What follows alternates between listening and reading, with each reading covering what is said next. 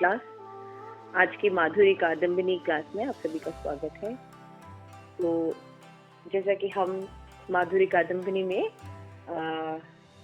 6 तक कंप्लीट कर दिया है, 6 शावर तक हमने कंप्लीट किया है। आज हम सप्तम अमृत वृष्टि यानी 7th शावर पढ़ेंगे।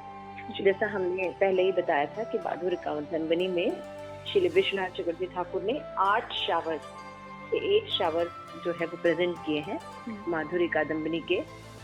तो हम सप्तम शावर में सप्तम अमृत वृष्टि में है। तो यहाँ तक हम देखे थे कि रुचि तक थे हम, छठे में हम रुचि पर थे। तो आज हम सप्तम अमृत वृष्टि में देखेंगे कि कैसे हम आसक्ति पर आते हैं। पहले प्रेयर बोल लेते हैं। ओम ज्ञान तिमिरान्धस्य ज्ञानांजन शलाकया चक्षुरुन्मीलितं येन तस्मै श्री गुरुवे नमः। श्री चैतन्यमनोभीष्टं स्थापितं येन भूतले स्वयं रूपकदामयं ददाति स्वपदान्तिकं। वन्देऽहं श्री गुरु श्रीयुतपदकमलं श्री गुरुन् वैष्णवांश्च श्री रूपं सागतासं सहगण रघुनाथं विदं प्रभुसादयतं सद्गुरुं कृष्ण चैतन्यदेवं श्री राधा कृष्ण पादान् सहगण ललिता श्री विशाखानिधांश्च। हे कृष्ण करुणा सिंधु दीनबंधु जगतपते कुपेश कुपिका कांत राधाकांत नमस्ते सत्य कांचन गौरांगी राधे विद्यामणेश्वरी पुष्पानुसुते देवी प्रणमामि हरिप्रिय। जय श्री कृष्णा चैतन्य प्रभु नित्यानंद श्री अद्वैत गदाधर श्री गौर पंचकल्परूपस्य कृपासिन्धु पतितानां पावनेभ्यो नमो नमः। नमो विष्णुपदाय कृष्णप्रेष्ठाय भूतले स्वप्नस्वयं महाराज के नामने। नमो विष्णुपदाय कृष्णप्रेष्ठाय भूतले श्रीमते भक्ति वेदांत स्वामी इति नामने। नमस्ते सारस्वती देवी गौरवाणी प्रचारिणी निर्विशेष शून्यवादी पाश्चात्य देशे तोरिणे। हरे कृष्ण कृष्ण कृष्ण हरे हरे, हरे राम राम राम हरे हरे। मूकं करोति वाचालं पंगुं लंघयते गिरिं यत्कृपातमहं वन्दे श्रीगुरुदीनतारिणं परमानन्दमाधवं। हरे कृष्ण कृष्ण कृष्ण हरे हरे, हरे राम राम राम हरे हरे। माधुरी कादम्बिनी ग्रंथ की जय। श्री गुरुपाद की जय। गदाई गौर प्रेमानंदे हरि हरि बोल। तो सप्तम जो अमृत वृष्टि में विश्वनाथ चक्रवर्ती ठाकुर बता रहे हैं कि यही आसक्ति, मतलब सप्तम जो शावर है इसमें जीव जो है रुचि आसक्ति के स्टेज पर आ जाता है। आसक्ति और भाव है ना। तो आसक्ति और भाव का स्टेज रहता है। तो यहाँ पे देखते हैं कि यही आसक्ति परम परिपक्व होकर भाव नामक धारण करती है ना। तो छठे में हमने पढ़ा था आसक्ति। तो जब ये आसक्ति, रुचि और आसक्ति गाढ़ होती है तो भाव में परिणत होती है ना जी। छठे में रुचि पढ़ा ना हमने, मतलब छठे में रुचि पढ़ा, लेकिन रुचि के साथ हमने आसक्ति भी डेवलप की ना। जब ये रुचि, हमने लास्ट में बताया था कि रुचि जब है 2 प्रकार की होती है ना। जी हमने देखा था कि रुचि हमारी 2 प्रकार की होती है। जब हमारी वस्तु वैशिष्ट अपेक्षणीय रुचि रहती है तो क्या होता है, अपेक्षा रहती है। तो रुचि जो है वो बहुत अच्छे से डेवलप नहीं होती, अनर्थाज रहते हैं उसमें, क्योंकि अपेक्षाएं होती हैं उसमें। लेकिन जब वस्तु वैशिष्ट अनपेक्षणीय रुचि होती है, यानी अपेक्षा नहीं होती, केवल भगवान को प्रसन्न करना रहता है, तब क्या होती है, यह जो रुचि होती है ये गाढ़ होती है और सही दिशा में रहती है और शुद्ध प्रेम को प्राप्त करने में मदद करती है। गाढ़ होकर आसक्ति में बदल जाती है। इसको जात रुचि कहते हैं जी, है ना। मैंने बताया था ये। तो जो आसक्ति, जो भजन विषय से जो होता है, इसमें क्या होता है, आसक्ति लेवल पर आ जाते हैं, आसक्ति से भाव लेवल पर आते हैं। तो यहाँ पे सप्तम वृष्टि पढ़ रहे हैं। सप्तम वृष्टि में आसक्ति परिपक्व होकर भाव नामक धारण करती है। भाव का दूसरा नाम होता है रति, यानी प्रेम। यानी यही भाव सत्य, चित्त और आनंद, इन 3 स्वरूप शक्तियों का कदली भाव अर्थात मुकुलित अवस्था है। मतलब अभी पूरी तरह से मतलब मैनिफेस्ट नहीं हुआ है, जस्ट एक आभास मात्र है ना। प्रेम से पहुंचने के पहले की दशा है। इसे ही भक्ति लता का प्रफुल्लित पुष्प कहा जाता है। इसकी भारी प्रवाही सबके लिए दुर्लभ है और इसकी आंतरिक प्रभा तो मोक्ष को भी तुक्ष बना देती है। तो इस दशा में क्या होता है, मैंने बताया था कि हमने पढ़ा था ना भक्ति के लक्षण जी। तो फर्स्ट दशा में क्लेश अग्नि और शुभदा, फिर सुदुर्लभा और मोक्ष आता है अवस्था, सुदुर्लभा और मोक्ष लकुट। तो व्हाट इज सुदुर्लभा। तो भक्ति जब हम करते हैं तो पुष्प तक अभी नहीं पहुंचे, मेन पुष्प प्रेम तक नहीं गए हैं, लेकिन उसके पहले जो दशा रहती है, यानी पुष्प के बाहर की जो दशा रहती है, वो भी जो भक्ति में प्राप्त होती है वो भी सुदुर्लभा होती है, क्योंकि इसमें क्या होता है, मोक्ष तक लघु हो जाता है, जबकि बाकी सब मार्ग से मोक्ष प्राप्ति जो होती है वो उनका फाइनल डेस्टिनेशन है ना। लेकिन भक्ति में मोक्ष वगैरह जो है, स्वर्ग प्राप्ति है, मतलब इसका कोई रस ही नहीं है भगवान के शुद्ध भक्ति करने के रस के मुकाबले में, है ना। और सुदुर्लभा होती है, मतलब बहुत दुर्लभ प्राप्त होती है ना। तो ये दो भाव मैनिफेस्ट होते हैं। तो यहाँ पे दिखा है कि परिपक्व दशा में आसक्ति ही भाव के रूप में पंडित होती है, भाव को रति कहते हैं। और हमने देखा था कि यही भाव सत्य, चित्त और आनंद, इन स्वरूप भूत शक्ति अर्थात संबित, संधनी और लालनी की मुकुलित अवस्था है, मतलब ये परिपक्व नहीं हुई है। तो रूप गोस्वामी भाव का लक्षण बताते हैं भक्ति रसामृत सिंधु में कि शुद्ध सत्व विशेषात्मा प्रेम सूर्या शुभ सा भाग्य रुचिर भी तस्मात् माश्रेण यत्कृतो भाव उच्यते। यानी पूर्वोक्त साधक भक्ति रुचि द्वारा चित्त की आर्द्रता संपादित होने पर भाव भक्ति होती है ना, कि जब साधक के हृदय में रुचि हो जाती है, और रुचि जब गाढ़ होती है तो यही आगे जाके भाव में परिणत होती है। और ये भाव जो है शुद्ध सत्व विशेष स्वरूप है, प्रेम भक्ति रूपक, यानी सूर्य की किरण के समान है कि उन सूर्य के उदित होने के पूर्व जो प्रथम अंकुर जो निकलता है प्रकाश का, उसको कहते हैं भाव। ठीक है ना। तो श्री भक्तिविनोद ठाकुर ने चैतन्य चरितामृत में श्लोक की व्याख्या की है कि पाठकों को सुविधा के लिए हमें यहाँ उद्धृत किया जाता है कि प्रेम भक्ति ही साधना भक्ति का फल है ना। प्रेम भक्ति की दो अवस्थाएं होती है, भावावस्था होती है, प्रेमावस्था होती है। तो प्रेम सूर्य के, प्रेम जो है उसकी तुलना सूर्य से करते हैं कि भाव को उस प्रेम की प्राथमिक किरण कहा जाता है। जैसे अभी सूरज नहीं निकला है, किरणें आ जाती है ना। तो भाव वो दशा है कि बता रहा है किरणों के द्वारा, उजाले के द्वारा कि सूरज निकलने वाला, यानी प्रेम दशा आने वाली है। तो कृष्ण अनुशीलन जिस अवस्था में विशुद्ध सत्य स्वरूप को पड़ता है, रुचि के द्वारा चित्र को कोमल आर्द्र करता है। जैसे जैसे हम भक्ति में एस्टैब्लिश होते जाते हैं, आगे बढ़ते जाते हैं, हमारे अनर्थास निकलते जाते हैं, तो हमारे अंदर जो रुग्णता रहती है ना, जो हमारे टफनेस रहती है, जो हमारे अंदर जलन रहती है ना, वो सब जो है स्निग्ध रूप धारण करती है, क्योंकि सही नेक्टर हमें मिल रहा है, सही प्रसन्नता प्राप्त हो रही है और सही अटैचमेंट प्राप्त हो रहा है। तो हमारे अंदर जो क्या बोलते हैं उसको, ऋणता रहती है ना, जो खुरदरापन रहता है, जो रफनेस रहती है, वो नहीं रहती। आर्द्रता, इसके बदले में स्निग्धता, ये धीरे धीरे प्रवेश करती, तो बहुत सॉफ्ट हो जाता है हृदय, है ना, क्योंकि वो सही प्रेम की तरफ जा रहा है। जीव जो है वो भगवान कृष्ण का अंश है, लेकिन अपनी अज्ञानता के वश उसने सारी जो अपनी इन्वेस्टमेंट है वो गलत जगह करके रखी। तो जब वो सारी इन्वेस्टमेंट उसकी जो रुचि है, आसक्ति है, वो सब जो है अब सही जगह लगने लगती है, तो धीरे धीरे उसकी जो ताप है, उसके अंदर जो कठोरता है, उसके अंदर जो दुख है, शोक है, ये सब गायब होने लगते हैं और उसके हृदय में आनंद आने लगता है, आर्द्रता आने लगती है, स्निग्धता आती है ना, और अच्छे गुण विकसित होने लगते हैं। तो रुचि के द्वारा चित्त जो है कोमल होने लगता है ना। और जब यही रुचि स्टैब्लिश अच्छे से होती है और भगवान की तरफ जाती है तो आसक्ति होती है। तो क्या होता है, हमारा जो हृदय है वो अत्यंत ही भाव से द्रवित हो जाता है। तो भक्त के द्रवीभूत चित्र में भगवान के अंगों का अनुभव बहुत आसानी से होता है। जब हृदय कोमल हो जाता है ना, बाकी जगह से हमारी आसक्तियां निकल जाती हैं भौतिक, और भगवान में इन्वेस्ट होने लगती है, और भगवान में प्रगाढ़ता से इन्वेस्ट होने लगती है। जो लगाव हमारा मटेरियल वर्ल्ड में शरीर के साथ या अपने संबंधियों के साथ रहता है, वही प्रेम जो है, वही गाढ़ता हमारा भगवान से, जैसे पुत्र से स्नेह होना, पति से स्नेह होना, यही स्नेह जब हम यही स्नेह का जो प्रगाढ़ता है भगवान से स्टेब्लिश होने लगता है, तो वो भगवान के दिव्य अंगों का अनुभव करने लगता है।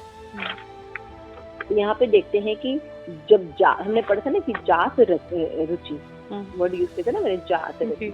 जीव इतने अच्छे स्टेज करता है फिर भी कहता है कि मैं इतना बेकार हूँ, मैं पतित हूँ, है ना, ये अवस्था रहती है। जात साधक जो होता है वो कृष्ण के रूप, शब्द, स्पर्श, गंध और रस, इन 5 प्रकार के विषयों का मानो साक्षात रूप से आस्वादन करता है। कि जब वो डीटीज को देखता है तो उसके लिए मतलब डीटी केवल अर्चा विग्रह नहीं होते, है ना, भगवान का जो शब्द हरे कृष्ण बोलता है तो साक्षात भगवान को फील करता है, समझ रहे। तो उनके ये जो रूप, शब्द, स्पर्श और गंध और रस को वो आस्वादन करने लगता है और नाना प्रकार के भाव भूषण से विभूषित होता है। जैसे कृष्ण की अंग है वो श्यामलम लघिमा है, अधर नेत्र आदि अंग अरुणिमा है, मध्य हाथ ही शुभता, वसन भूषण पीत छठा है, मानी है ना, भगवान जो पीली धोती पहनते हैं, तो ये सबसे उसको उद्दीपन होता है, अष्ट विकार भी डेवलप होते हैं। क्योंकि अब वो जो आसक्ति उसको अपने बच्चे को देख के होती थी, अपने पति को देख के होती थी, होते है ना, वो सब चीजें उसको भगवान के चिन्हों को देख के होती है, भगवान का नाम लेके शब्द से होती है, उसका कंठ अवरुद्ध हो जाता है ना। नेत्रों से अविरल आंसू होते हैं कि भगवान आप मुझसे इतना स्नेह करते हैं और मैं आपका होके मैंने कितना दूसरों के लिए ही आसक्ति डेवलप की, है ना, आपको छोड़कर मैंने मतलब गलत जगह अपना इन्वेस्टमेंट प्रेम का कर लिया। तो क्या आता है, आंसू आता है भगवान के प्रति। फिर क्या आता है, जात रति साधक श्री कृष्ण की मधुर मुरली, नुपुर आदि झंकार ध्वनि को, कंठ ध्वनि को, उनके आदेश को सुनने के लिए कानों को इधर उधर ऊंचा नीचा करता है। कभी कभी श्री कृष्ण के कर कमल को कोमल और मधुर स्पर्श का अनुभव भी करता है। अब कृष्ण को पाया, अब मिल गए भगवान, अब मिल जाएंगे, है ना। तो जात रति अवस्था परमानंद की अवस्था होती है। श्री रूप गोस्वामी कहते हैं कि रतिमान साधक कृष्ण की स्फूर्ति प्राप्त कर अपार आनंद का अनुभव करता है। इसीलिए वो कभी धरती पर लौटता है, कभी पागलों की तरह इधर उधर दौड़ता है ना। उसके लिए अब भगवान के प्रति प्रेम डेवलप हो गया है ना। कि जब हमारा भौतिक आसक्ति होती, माता जी मान लीजिए अभी हमारी बेटी बीमार हो जाए, है ना, तो देखिए हम कहाँ हॉस्पिटल में क्या नहीं कर लेंगे। कोई बोलेगा कहीं भी जाने के लिए हम कहीं भी जाते हैं, है ना, तो ठीक करना हो तो कर रहे हैं ना, करते हैं ऐसा। तो उसी जब हमें भगवान से आसक्ति, तो भगवान के प्रति, भगवान के नाम के प्रति, भगवान के रूप के प्रति, भगवान के भागवतम के प्रति जिज्ञासा और बढ़ने लगती है। उसको पढ़ने से रोमांच का अनुभव होने लगता है, स्फूर्ति होने लगती है। इस प्रकार से उसके अंगों में हर्ष होता है या विषाद होता है, तो संचारी भाव उसके अंदर सुशोभित होने लगता है। जैसे निर्वेद हो जाता है, विषाद, दैन, कभी ग्लानि होने लगती है, कभी मद होता है उसको, कभी शंका होती है, कभी उन्माद होता है, कभी मोह होता है, कभी आलस्य होता है, कभी स्मृति, वृतक, चिंता, ये सब जो भाव हैं 33 संचारी भाव ये प्रकट होते हैं। तो इस रति की अवस्था में भक्त साधक कहलाता है। तो साधक भक्त का लक्षण भक्ति रसामृत सिंधु में बताया गया कि जिन भक्तों में कृष्ण रति का आविर्भाव तो हुआ है किंतु सम्यक रूप से उनके विघ्न अभी दूर नहीं हुए हैं, उसे साधक कहा जाता है। मतलब भगवान के प्रति डेवलपमेंट हो गया है, तक तो नॉलेज भी ले रहा है, लेकिन अभी उसके पूरी तरह से अनर्थ दूर नहीं हुआ। इसका दृष्टांत जैसे एक एग्जाम्पल है कि श्री भगवान वर्तमान नदी से उत्पन्न अश्रुओं से अभिषिक्त होने पर भी दावानली में प्रदीप्त शिखा वर्तमान ही है। वो चिंता मत करो क्योंकि तुम्हारे अंगों में प्रचुर रोमांच, मछलियों का नृत्य देखा जा सकता है। इससे ऐसा लगता है कि शीघ्र ही तुम्हारे हृदय आकाश में अमृत स्प्रेहा का नाश करने कृपा दृष्टि युक्त कृष्ण के मेघ उदय होंगे और भगवत वार्ता श्रवण करने से जब अश्रु प्रवाह निरंतर प्रभावित होगा तो संसार के बंधन के समझ चिंता करने की कोई आवश्यकता नहीं, क्योंकि शीघ्र ही कृष्ण कृपा तुम्हारे ऊपर प्राप्त होगी। ऐसा ये जो अवस्था होती है, ये जो होती है ये आसक्ति की अवस्था है।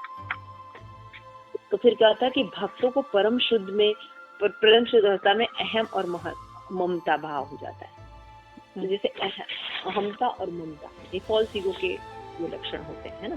तो जात रति में भक्तों की बुद्धि निश्चल भाव से एकमात्र उद्देश्य को धारण करके, चाहे जागृति अवस्था में हो चाहे स्वप्न अवस्था में, सुषुप्ति अवस्था, भगवान के स्मृति में ही रहती है ना। जैसे अभी हमारा तीनों अवस्था में भौतिक आसक्ति रहती है, लेकिन जब हम आसक्ति लेवल पर आते हैं तो उस समय तीनों लेवल पर भगवान के प्रति ही रुचि रहती है, ठीक है।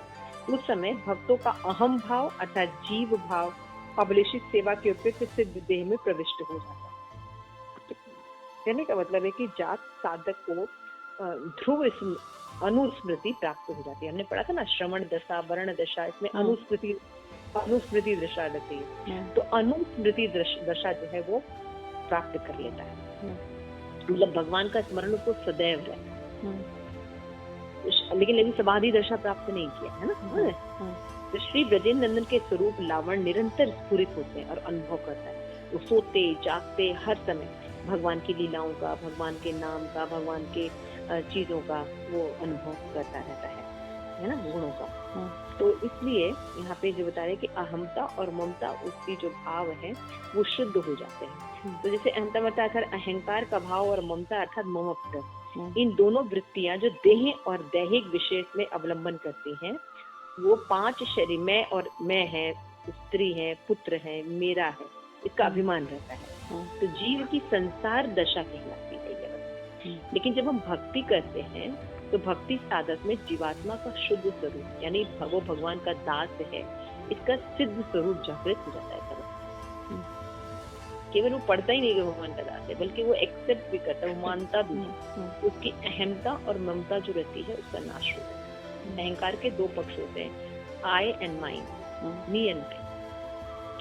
तो इस सिद्ध स्वरूप अभिमान धारण करके श्रवण कीर्तन में भक्ति के अंग का अनुष्ठान करता है और जात साधक के हृदय में स्वतः ही उसके सिद्ध स्वरूप स्फुरित होने लगता है। अभी यहाँ पे धीरे धीरे उसका जो वास्तविक स्वरूप सिद्धि अवस्था है वो स्फुरित होने लगता है, भाव दशा, है ना। उसको पता चलता है कि वो कौन है, भगवान का क्या है, भगवान का, उसको भगवान के साथ क्या संबंध पता चलता है ना। क्योंकि अभी वो बिना भगवान के रह ही नहीं पा रहा। आप देख रहे हैं जागृत सुप्त और सभी अवस्थाओं में भगवान की स्तुति करता है। साधक को प्राय साधक जो है वो सिद्ध देह में अभिमान इस प्रकार परिपक्व होता है कि वो साधक देह को प्राय त्याग करके अवशिष्ट है। मधुकरी की भांति ममता जो है श्री कृष्ण के चरण कमलों में परिणित हो जाती है। तो अहमता और ममता, मैं और मेरा के भाव जो है वो शुद्ध हो जाता है। जिस साधक के हृदय में प्रेम का अंकुर अर्थात भाव उत्पन्न हो जाता है, उसमें क्या क्या लक्षण डेवलप होते हैं? शांति और कालवत्तम, विरक्ति, निरअभिमानता, आशाबद्ध, समुत्कंठा, नाम गान सदा रुचि, भगवान के गुणानाद में आसक्ति और उनके वास स्थान में प्रीति, ये सारे लक्षण प्रकाशित होंगे। ये शिवकामे सिंधु 1:3:25-26 में बताया। शांति, अव्यक्त कालत्वम, निरअभिमान शून्यता, आशाबद्ध समुत्कंठा, नाम गाने सदा रुचि, आसक्ति सद्गुण आख्याम, प्रीति तद्वसने स्थले इत्यादि अनुभावा अनुर्जात भावा पुरुषने। तो ये जो भाव है, ये भाव जो है उदित हो जाते हैं आसक्ति और भाव के तेज जीव के अंदर। और यही हमारी आसक्ति मेटीरियल वर्ल्ड के लोगों को अपने शरीर और शरीर से संबंधित चीजों पर है ना। लेकिन जब भक्ति करता है तो उसका जो क्या कहते हैं विषय है वो बदल जाता है। तो विषय जो है वो हो जाता है कृष्ण। हरे कृष्णा। हाँ जी। तो जब हम भाव दशा में होते हैं तो समय भक्ति विशाल सिंधु में बताया कि ये लक्षण जो है वो जीव के अंदर प्रकट हो जाता है, अंतःकरण, जिससे उसका हृदय जो है और ज्यादा स्निग्ध होकर कृष्ण प्रेम में परिवर्तित हो जाता है। तो भाव से राग भक्ति से उत्पन्न, वैधि भक्ति से उत्पन्न, भाव जो है राग भक्ति से उत्पन्न होती है, वैधि भक्ति से उत्पन्न। तो पुनः जो भाव जो है वो 2 प्रकार का होता है, एक होता है राग भक्त उठ्य और दूसरा होता है वैद भक्त उठ्य। तो भाव जो होता है राग भक्ति से उत्पन्न होता है और भाव जो है वैदिक भक्ति से उत्पन्न, ठीक है। माता जी हम लोग वैदिक भक्ति को प्रैक्टिस करते करते ही राग की तरफ जा रहे थे ना, तो ये दोनों कैसे? हम लोग प्योर वैदिक भक्ति का प्रयोग नहीं करते।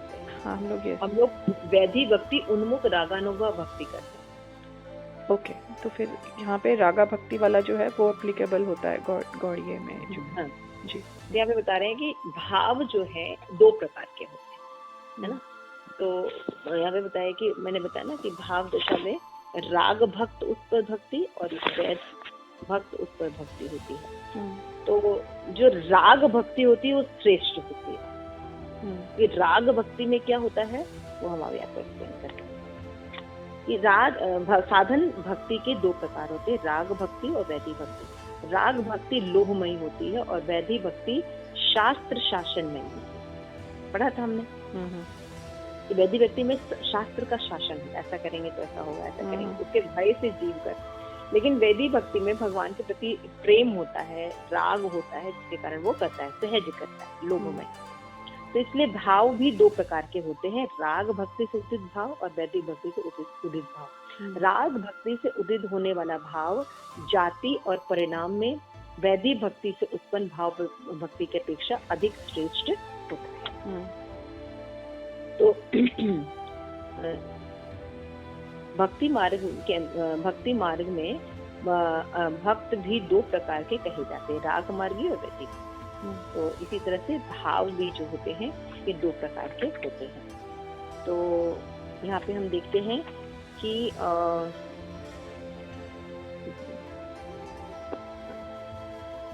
राग भक्त उच्च भाव में जाति और परिणाम की अधिकता के कारण श्री भगवान में महिमा गान का अनादर करता है और समानता तथा दूसरों की अपेक्षा अधिकता के कारण अत्यंत प्रगाढ़ हुआ करता है। जबकि वैद भक्त उच्च भाव जाति का परिणाम में पहले ही अपेक्षा कुछ कमी के कारण श्री भगवान के प्रति ऐश्वर्य ज्ञान के द्वारा विद्य ममता युक्त होने के कारण उसका उतना प्रगाढ़ नहीं होता। मतलब वैद भक्ति में ऐश्वर्य भाव रहता है, भगवान में गौरव भाव रहता है।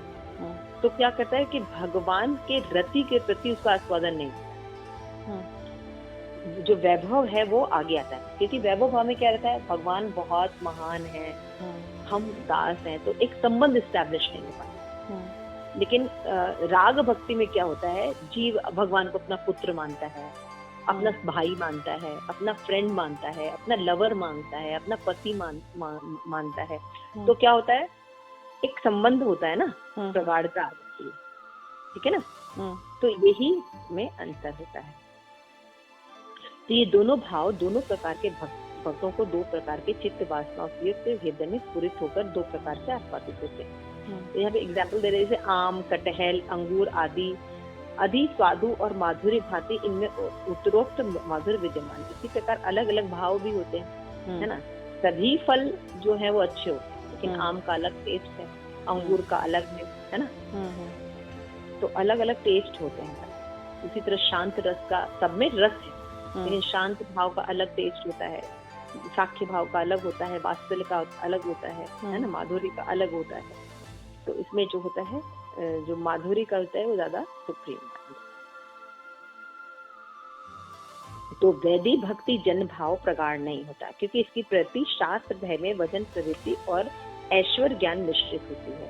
इसमें भगवान के प्रति ऐश्वर्य ज्ञान होने से बाकी रिश्तों में शिथिलता युक्त ममता होती है, इसलिए संकोच बना रहता है और शास्त्र विधि विधान की सदा अपेक्षा की जाती है। मतलब विधि हमेशा ध्यान देता है।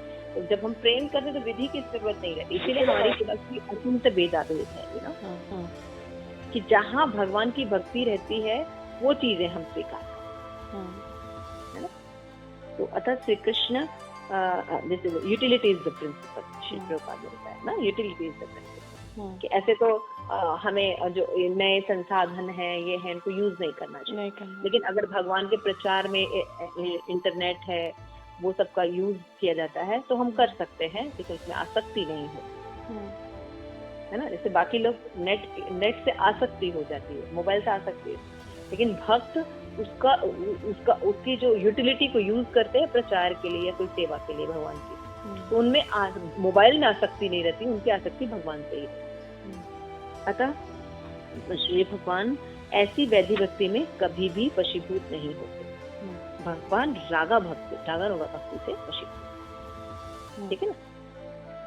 तो इस तरह से हमने पढ़ा कि होता है। तो फिर बताते हैं कि ब्रजेंद्र नंदन जो है वो सभी रसों के मूल आधार हैं। जितने भी रस हैं उनमें जो आदि रस है वो श्री कृष्ण है ना। तो यहाँ पे बताया गया कि जैसे कि प्रेम के बाद भी रस होते हैं, है ना। तो जैसे होते हैं कि जैसे अब हमने पढ़ा श्रद्धा, साधु संग, भजन क्रिया, अनर्थ निवृत्ति, निष्ठा, रुचि, आसक्ति, भाव, प्रेम। तो इसके बाद भी रस होते हैं, है ना। स्थायी भाव होते हैं, कुछ संचारी भाव। तो उसमें बताया गया कि रति के बाद भी जैसे प्रेम, स्नेह, मान, प्रणय, राग, अनुराग और महाभाव प्राप्त किए जाते हैं। ये सब कृष्ण भक्ति रस के स्थायी भाव, और ये स्थायी भाव ही विभाव आदि रस सामग्री के साथ मिलित होने पर अत्यंत चमत्कारी आस्वादन देते हैं। माता जी 1 सेकंड लगेगा, 1 सेकंड।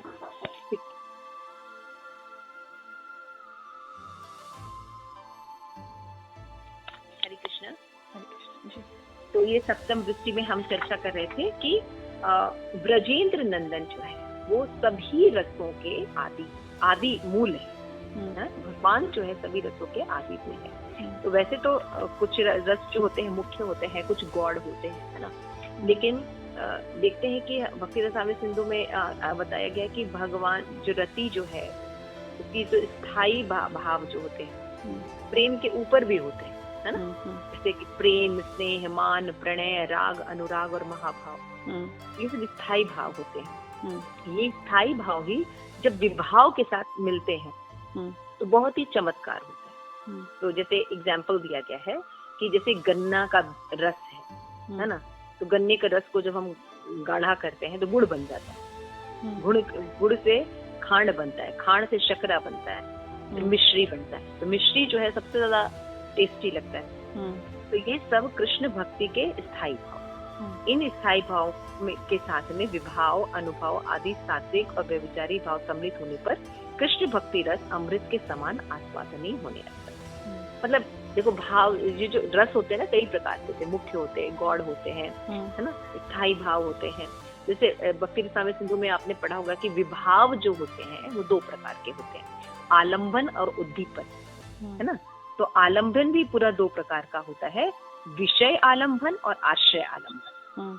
तो श्री कृष्ण यहाँ पे कह रहे हैं, विश्वनाथ चक्रवर्ती ठाकुर समझा रहे हैं कि कृष्ण जो है भक्ति रस के विषय आलंबन, क्योंकि उनके विषय के रूप में रखकर भक्त के हृदय में रहने वाली भक्ति प्रवाहित होती है।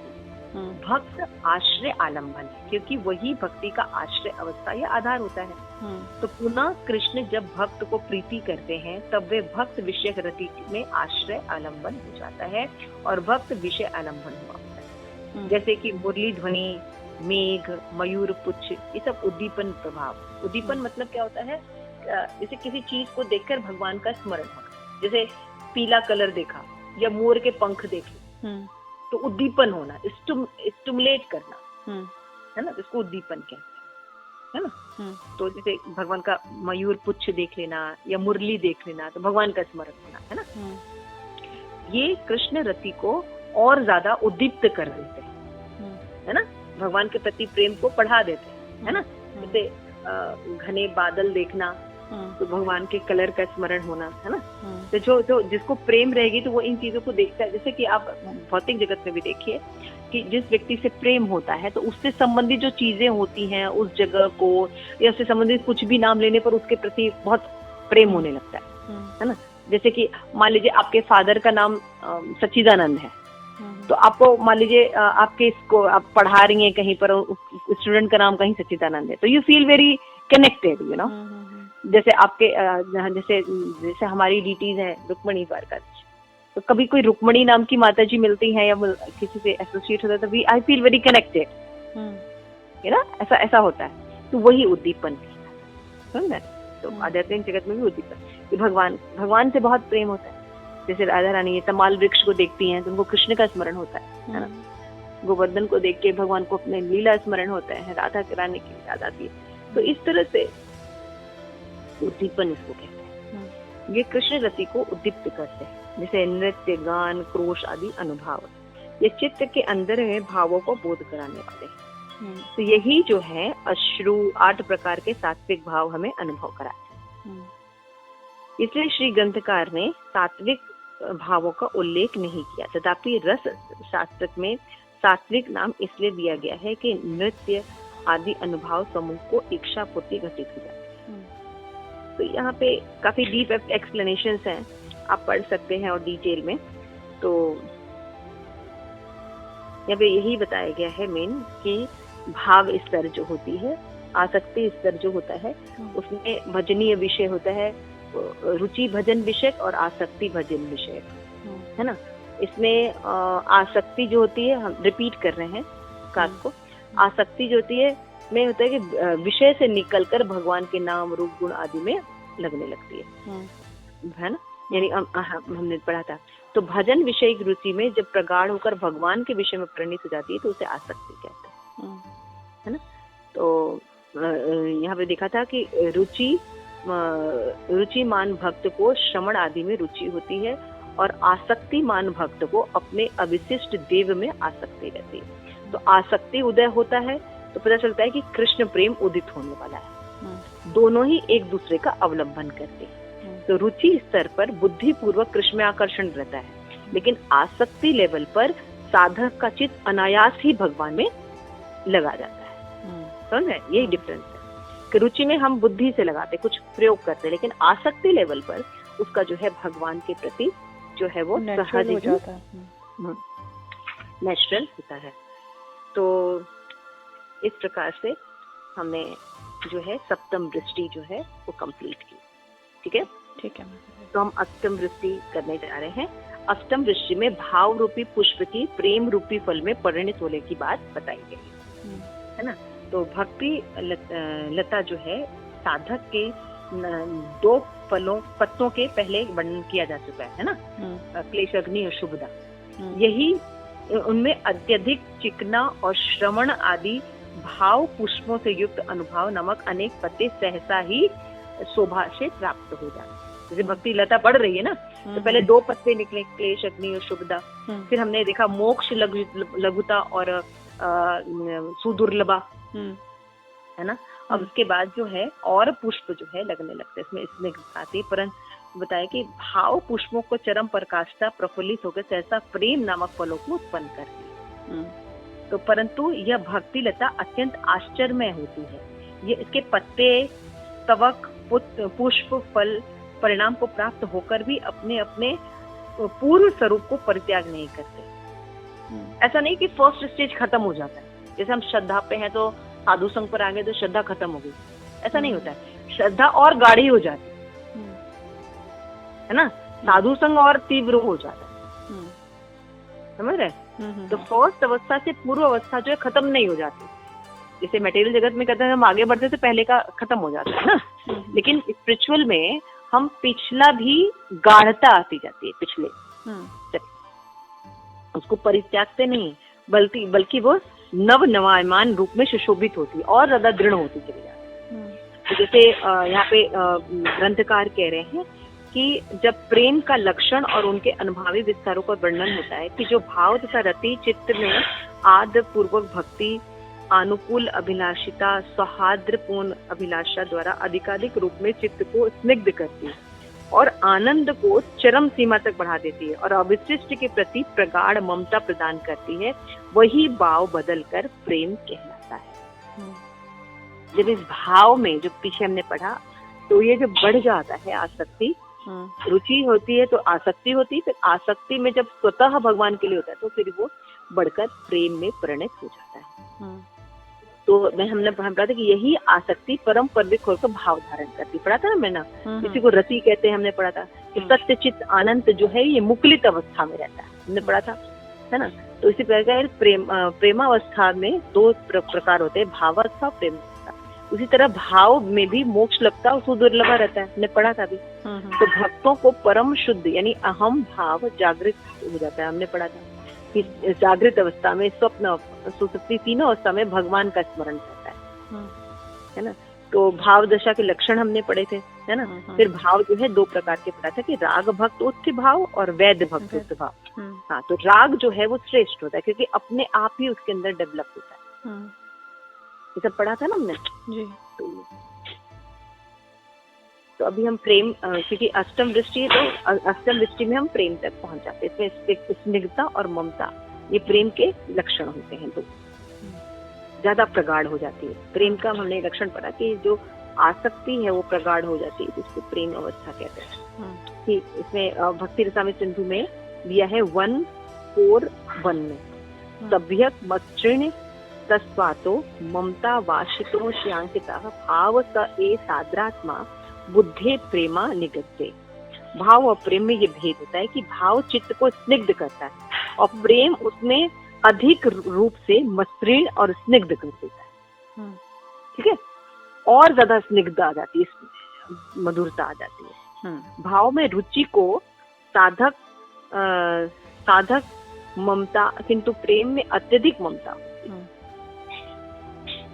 साधारण विशेषात्मा पढ़ा था ना जी। विशेष आनंद और बढ़ जाता है, साधारण आनंद और कृष्ण आकर्षणीय हो जाते हैं। श्री कृष्ण प्रेम अवस्था में श्री कृष्ण आकर्षणीय हो जाते हैं, भगवान भी आकर्षित होते हैं, ऐसा प्रेम होता है ना। तो स्निग्धता और ममता जो है तटस्थ लक्षण जो है प्रकट होते हैं। ठीक है, तो यहाँ पुष्पों के जो चारों ओर जो चिकना भाव होता है, यानी आंतरिक भाव, उसकी बात की जाए। अभी बाह्य भाव में हमने देखा कि सुदुर्लभ भाव, वो भी प्राप्त करना बहुत मुश्किल होता है। तो वह क्योंकि मोक्ष लघुता कर देता है, सब कर देता है, तो भगवान की भक्ति ये करती है। लेकिन जब हम आंतरिक और चिकने भाव की बात करेंगे तो उसका कितना होता है, तो प्रेम में होता है। तो प्रेम भी दो प्रकार के होते हैं, हमने पढ़ा था, है ना, स्वकीय एंड परकीय। तो विरह भाव जो होता है वो और ज्यादा उत्कृष्ट होता है, माधुर्य रस, भगवान से विरह, क्योंकि विरह में जीव और ज्यादा भगवान और सारी चीजों को भगवान से कनेक्टेड करता है ना। तो सर्वप्रथम बताया गया है कि प्रेम से आकर्षित होकर भगवान अपने भक्त को साक्षात दर्शन भी प्रदान करते हैं, और इसी को कहते हैं माधुर्य रस का विस्तार। तो अभी वो भगवान को देख पा रहा है, कभी कभी महसूस कर पा रहा है, लेकिन प्रेम अवस्था में वो भगवान के साथ माधुर्य रस में विस्तार करता है। तो उसमें बताया गया है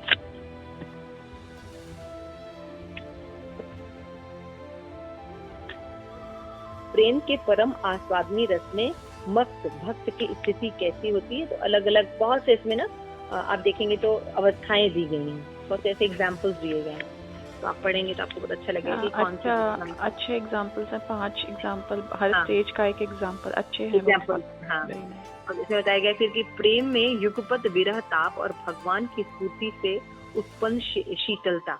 तो रति की दशा में साधक जिस प्रकार स्फूर्ति प्राप्त करता है, उसमें गुण आदि भगवान के आस्वादन में निमग्न हो जाता है, और प्रेम उदित होने पर पहले की भांति उस स्फूर्ति प्राप्त माधुर्य रसादन में स्थिर नहीं रह पाता। तब वो साक्षात कृष्ण के प्राप्त करने के लिए प्रेम भक्त के हृदय में विपुल उत्कंठा उत्पन्न करते हैं, और प्रेम वस्तु अत्यंत अद्भुत, स्वानुवेद और निरुपम है। इस भाषा द्वारा प्रकाश नहीं कर सकता, मतलब हम एक्सप्रेस नहीं कर सकते कि प्रेम होता क्या है ना। इसमें हृदय में प्रेम का उदय नहीं हुआ, वो दूसरों के कैसे समझ सकता है कि प्रेम के उदय होने पर क्या लक्षण प्रकट होते हैं, है ना। तो प्रेम से आकर्षित होकर भगवान भक्त को साक्षात दर्शन प्रदान करते हैं। हमने पढ़ा ना, अभी तो हमने ये पढ़ा था कि साधारानंद, मतलब आनंद इतना बढ़ जाता है प्रेम दशा में, और दूसरा क्या होता है कि भगवान साक्षात दर्शन भी देते हैं उस व्यक्ति को, है ना, कृष्ण आकर्षणी, है ना। तो ये होता है। तो इसमें बताया गया है कि प्रेम के साथ उत्कंठा का योग होने पर ही भगवान साक्षात्कार दर्शन होता है, अन्य किसी भी उपाय द्वारा ये संभव नहीं होता, है ना। तो भगवान जो है, जो भक्त जो होता है उसकी उत्कंठता उसको देखकर प्रकाशित करते, तो भगवान द्वारा अपने सौंदर्य और सौरभ का प्रकाश भक्तों को सांत्वना प्रदान करता है। तो ये भी एक सिस्टम से होता है माता, है ना, कि पहले भगवान क्या करते हैं, सौंदर्य माधुर्य प्रकट करते हैं, तो नेत्र के आगे भगवान उसको अपना सौंदर्य प्रकाशित कर देते, जी। तब भगवान के आगे उसको कुछ अच्छा ही नहीं लगता, कोई भी सुंदर नहीं लगता। उसके बाद भगवान जो है माधुरी सौरभ प्रकट करते हैं, यानी भक्त की सारी इंद्रियां, घ्राणेंद्रियां, ये सब जो है भगवान में निमग्न हो जाती है। और जब वो निमग्न होती है तो उसको कभी कभी मूर्छा आ जाती है, इतना प्रेम बढ़ता है। तो मूर्छा ऐसे ही नहीं आती, जब तक आसक्ति का इतना ज्यादा लेवल नहीं होगा तब तक कोई किसी के लिए बेहोश नहीं हो सकता, है ना। तो सौरभ भगवान जो है इंद्रियों के माध्यम से प्रकट, फिर भक्त के निकट कर्णेंद्रियों द्वारा सुमधुर वाणी से प्रकाशित करते हैं भगवान अपने आप को, सौवर्य माधुरी, है ना। उसके बाद भगवान जो है मधुर स्पर्श के द्वारा हृदय से लगाकर भगवान करते हैं, सौकुमार माधुर्य प्रदान करते हैं, मतलब स्पर्श करते हैं भगवान उसको, गले लगा लेते हैं, है ना। अपना चरण दास के मस्तक पर रख देते हैं, या अश्रु पोंछते हैं, या आलिंगन करते हैं। अब सोचिए, जब भगवान को ऐसे ही देख के इतना रोमांच होता है, तो जब भगवान से ऐसे संबंध हो जाएगा और भगवान भी ऐसे आलिंगन करने लगेंगे तो फिर वो क्या होगा। सौवर्य माधुर्य प्रकट करते हैं। उसके बाद भगवान सौकुमार्य माधुर्य प्रदान करते हैं, मैंने बताया ना, स्पर्श। उसके बाद सौरस्य भगवान उत्पन्न करते हैं। सौरस्य में ये 5 प्रकार के गुण क्रमशः प्रेम भक्ति में नेत्र, नासिका, कान, त्वचा और रसना के माध्यम से आस्वादन किया जा सकता है। ठीक है जी। सौरस्य और औदार्य रस जो होता है ये बहुत ज्यादा ऊंचा होता है, ठीक है ना। कि जब तदंतर जिसमें बताया गया है कि जब प्रेम भक्तों के चतुर्मूर्छा प्राप्त होती है, वो अधरों का सौरभ नामक 5वीं माधुर्य प्रकट करते हैं, अपने रचना का भगवान प्रयोग करते हैं, मतलब अधरों से भगवान उसको आस्वादन कराते हैं। और फिर 6वां माधुर्य उदारता, औदार्य, जो चैतन्य महाप्रभु ने प्रकट किया। तो औदार्य समस्त गुणों में माधुर्य, प्रेम, भक्ति, नेत्रादि इंद्रियों के समक्ष एक साथ बलपूर्वक वितरण करते हैं, इसको औदार्य कहते हैं। तो उस समय श्री भगवान के अंकित को समझकर प्रेम और अधिक बढ़ जाता है, और भक्त की भावानुकूल उत्कंठा को बढ़ाकर स्वयं ही चंद्र भाव ग्रहण कर लेते हैं, और एक साथ आनंद के सागर में वो गोते लगाने लगता है भक्त का अंतःकरण। तो अभी देखिए, ये जो आनंद है, इस आनंद के आगे कोई भी आनंद उसको अच्छा ही नहीं लगेगा। ना उसको ब्रह्म सुख का आनंद मिलेगा, ना उसको स्वर्ग का आनंद मिलने वाला है, ना उसको मोक्ष प्राप्ति का आनंद मिलता है। तो शुद्ध भक्ति का जब व्यक्ति को आनंद मिलता है तो न वो कर्म में जाता है, न ज्ञान में जाता है, न योग में जाता है, क्योंकि ये आनंद जो भगवान प्रदान कर रहे हैं इस समय, है ना, वो भी माधुर्य जो लास्ट 6वां है, उदारता। ये आनंद जब कोई जीव चखने लगता है तो उसको निम्न रस कहाँ पसंद आने वाला है। तो इस तरह से भगवान जो है बता रहे हैं, और माधुर्य कादम्बिनी में कि भगवान रेसिप्रोकेशन करते हैं भक्त को उसके स्तर के अनुसार, है ना। तो कई कथाएं हमने पढ़ी, माधवेंद्रपुरी की देखिए, है ना, सुदामा की देखिए, है ना। भगवान रेसिप्रोकेट किए हैं इन लोगों के साथ, उनको टच किए हैं, उनको आलिंगन किए हैं। चैतन्य महाप्रभु ने प्रताप रूप को आलिंगन किया, है ना। बहुत से भक्तों को प्रणाम करते थे, गले लगा लेते थे, है ना। अपने जब कीर्तन करते थे प्रेम अश्रु में भीग जाते थे सार्वभौम भट्टाचार्य, है ना। तो भगवान रूप गोस्वामी, सनातन गोस्वामी बस स्नेह दिया है भगवान, है ना। हरिदास ठाकुर, है ना। तो कितना इन लोगों का होता है। तो जब इनको ये प्रेम प्राप्त होता है तो बाकी सारी चीजें तुच्छ हो जाती है। लेकिन प्रेम में हृदय जो होता है भक्त का, वो बहुत ज्यादा स्निग्ध रहता है, मधुरता से भरा रहता है। ये तपस्या करने वाले लोग नहीं समझ सकते कि मतलब जो वैराग्य डेवलप करते हैं ज्ञान के द्वारा या योग के द्वारा, ये कठोर हो जाते हैं, क्योंकि इनको भगवान का प्रेम नहीं मिलता, इनको भगवान का प्रेम नहीं मिलता, ठीक है ना। तो क्योंकि इंद्रियों को कंट्रोल करते हैं तो कैसे हो जाते हैं, ये कठोर हो जाते हैं, है ना। इसीलिए कहते हैं मैं शाकाहारी हूँ, है ना। मैं कभी झूठ नहीं बोलता, यू नो। तो इनको बहुत अभिमान होता है। लेकिन भक्तों का आपने कभी सुना ऐसा कहते हुए? नहीं, वो कभी बोलते ही नहीं, क्योंकि उनको इतना भगवान का मधुरता मिलता है कि उनके अंदर कठोरता नहीं रहती, उनको पता है कि इस समय सच बोलने से काम चलने वाला है, भगवान की भक्ति के लिए तो सच बोलते हैं, झूठ बोलने से काम चलने वाला है झूठ बोलते हैं, आधा सत्य बोलते हैं। तो भगवान की मधुरता जो है इनको प्राप्त होती है। तो यहाँ पे विश्वनाथ चक्रवर्ती ठाकुर बता रहे हैं कि प्रेम अवस्था होने पर ये दशाएं रहती हैं और सुप्रीम रस में जीव रहता है। और कैसा रहता है, केवल सुप्रीम रस में रहने का क्या होता है कि उसके अंदर मधुरता, स्निग्धता, आर्द्रता बनी रहती है। वो मतलब एक्सट्रीम सुखी रहता है, आनंदित, उसको दुख का कहीं दूर दूर। और यही हम चाहते हैं एज अ जीव, हम हैप्पीनेस चाहते हैं, आनंद चाहते हैं जो एवर लास्टिंग हो, कभी खत्म ना हो, यही चाहते हैं ना। लेकिन ये आनंद जीव को भगवान के साथ ही मिल सकता है, क्योंकि वो सच्चिदानंद है और भगवान सच्चिदानंद है। लेकिन हम ये आनंद मटेरियल जड़ वस्तुओं में ढूंढ रहे हैं। कभी इसके साथ संबंध करते हैं, कभी उसके साथ संबंध करते हैं, कभी ये पति, कभी वो पुत्र, कभी ये शरीर, कभी ये सम्मान, कभी कोई प्रॉपर्टी, संपत्ति नहीं मिलने पर जड़ चीजों में और जड़ चीजों में हम चले जाते हैं। कुत्ते बिल्ली ये पालते हैं, उसके बाद उससे भी जड़ चीजों में चले जाते हैं, है ना। एल्फिल टावर से शादी करते हैं, है ना, किलो से शादी करते हैं, ऐसे धीरे धीरे डिग्रेडेड होते जाते हैं हम। तो अपवर्ड करना चाहिए, कहने का मतलब भगवान में इन्वेस्ट अपने आप को करना चाहिए जब हम ये पढ़ते हैं। तो भक्ति, ये जो माधुर्य कादन ने हमें इंस्पायर करता है जीव को कि हम भक्ति के अपने निम्न अवस्था में ही न रहें, हम श्रद्धा से आगे बढ़े, अपनी श्रद्धा को और प्रगाढ़ करें, साधु संग और अच्छा करें, फिर साधु संग से प्राप्त होने वाले जो इंस्ट्रक्शन है उनको पालन करें। तो हमारी जो भजन क्रिया में जो अवरोध आ रहा है उनको करने पर और अच्छा लगेगा। यू नो, हमें भगवत गीता में पढ़ा है, रसो वर्जम रसो पयस्य परम दृष्टा निवर्तते। जब हम ऊंचा रस प्राप्त करते हैं तो निम्न रस का हमें अच्छा नहीं लगता, है ना। तो जैसे जो लोग अभी 32 राउंड करने लगते हैं, उनके लिए 16 राउंड करना कोई बहुत बड़ी चीज नहीं होती, है ना। ऐसे ही जो लोग 64 राउंड करते हैं उनके लिए 34 राउंड करना बहुत इजी हो जाता है। उत्कृष्ट रस, है ना, रस की प्राप्ति हो जाती है। तो ऐसा कहना उचित नहीं है कि भक्त की मन की एकाग्रता न रहने के कारण एक ही समय में अनेक माधुर्य की भांति प्रगाढ़ रूप में आस्वादन हो सकता है, क्योंकि भगवान की अलौकिक अचिंत्य शक्ति, प्रेम, अपूर्व चमत्कारों का विस्तार, समस्त इंद्रियों की नैनी भाव एवं श्रवणी भाव विशेष रूप से संपादित कर आस्वादन का अशय प्रगाढ़ता बढ़ती जाती। इस अलौकिक विषय में लौकिक अनुभव किसी भी तर्क का कोई स्थान नहीं है, क्योंकि ये अचिंत्य भाव कभी भी तर्क बुद्धि से नहीं समझे जा सकते।